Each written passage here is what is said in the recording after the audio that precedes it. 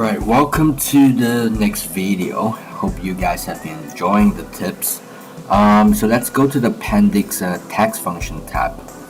And in this video, we just want to show you a couple of scenarios. So sometimes you might have data that shows all the names that's combined together, the first and last name, and your job is to separate the first and last names into two different columns.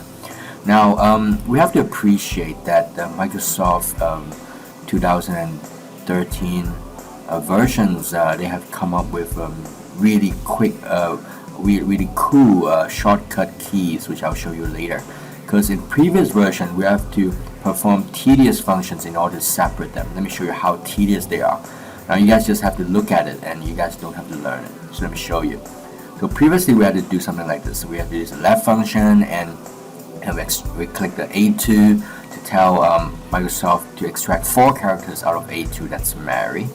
And if we drag it downwards, we've got a problem because Keith Chan, it's extracting 5 characters, but because previously I've set 4. So we have to append another function to that one, and we use the find function to find the empty space in A2, and to -1 to be exact. We don't want an empty space, and after that we hit the enter button and followed by a double click to push down to the rest of the rows, and that's how we can get the first name extracted from the A column. Now for the last name is even more tedious. We had to use functions like the mid function.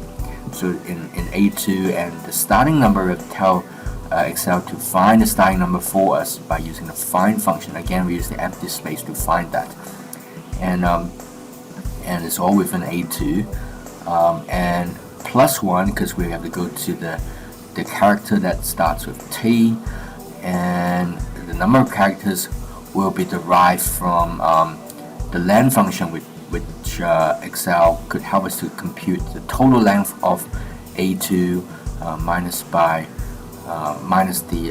the position number of the empty space. So you can see it's horrendously created by using a very long text functions. Now the good news is you guys don't have to learn this, because in Microsoft Office 2013 and above, there is a magic function, and it's called the flash fill function. It's called the flash fill function, and that's symbolized by Control E.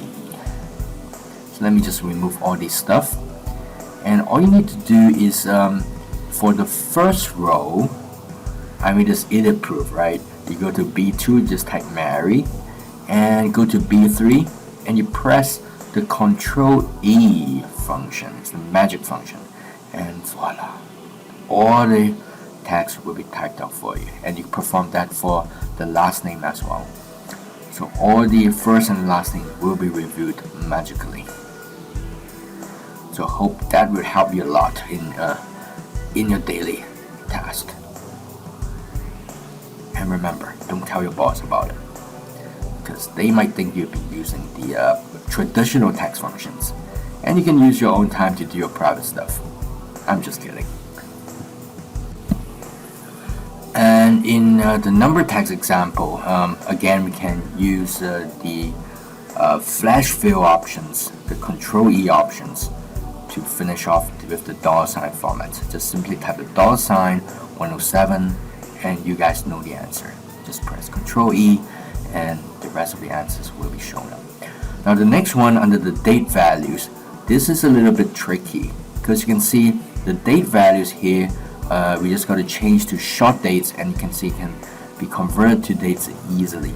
But sometimes if you encounter a scenario where you change to the short date and it still doesn't work, what you could do is you can make use of a helper column like the I column, and you use the text function and telling the text function to go to H2 and specify the format text with the date format, like month slash day slash years, and close the inverted commas and brackets. And after that, you press enter. You figure out that it still doesn't work. But what you could do is you can go to the above and change to the date format that you want, and go to the formula bar and hit the enter button. And you can see that surprisingly it works after these series of actions. Alright, and again you can just simply perform a double click underneath that. So let me show you how to do this again. So text function which converts a specific text to a number in a specific number format to another format such as the date format. So under the format text we specify the date format. So for instance we use the day, the month, and the year. Close the bracket. Hit the enter. It seems not working, but just go to the options right on top and change to either the short date or the long date. Either one's fine. And from the formula bar, just hit the enter button, and the date will be converted.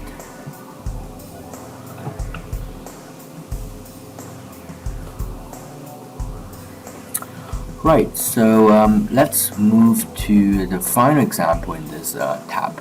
And you can see sometimes you might be given a series of text strings like this one. And it's actually a combination of a client code and job codes and locations.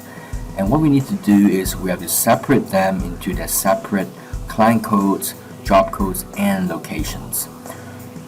In this case, this is a no-brainer. You can simply go to the L column, right? And that's the client code. And just type out the client code for the first entity.